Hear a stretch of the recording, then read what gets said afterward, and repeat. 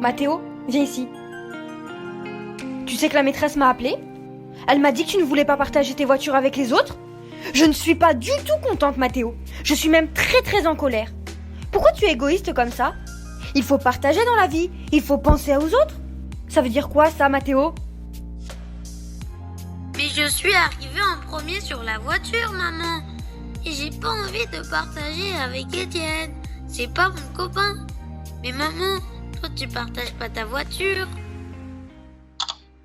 Constatons donc que les personnes ont du mal à partager leur voiture par individualisme et égoïsme. C'est pourquoi nous avons décidé de mettre en place un nudge qui inciterait au partage, à la convivialité, dans le but de dépasser cet aspect individualiste.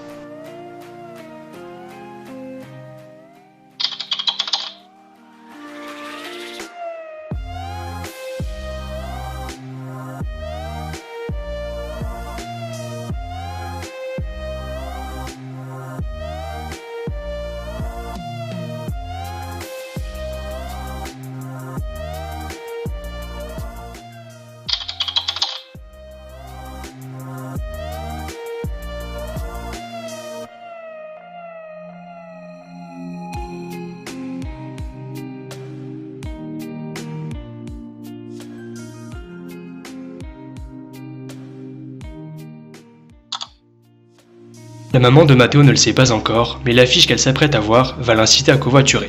Pour lui faire adopter le covoiturage au quotidien, notre affiche exploite la moralité conventionnelle. La moralité conventionnelle renvoie au caractère socialement acceptable et désirable de quelque chose. Afin de rendre le covoiturage désirable à ses yeux, nous avons tout simplement décidé de piquer son ego avec humour en associant son habitude de ne pas covoiturer au comportement d'un enfant. Comme aucun adulte n'aime être considéré comme un enfant, l'usage de la moralité conventionnelle devrait très probablement l'inciter à covoiturer. Pour l'aider à pratiquer le covoiturage, nous avons intégré un QR code au centre de l'affiche qui renvoie à une plateforme de covoiturage.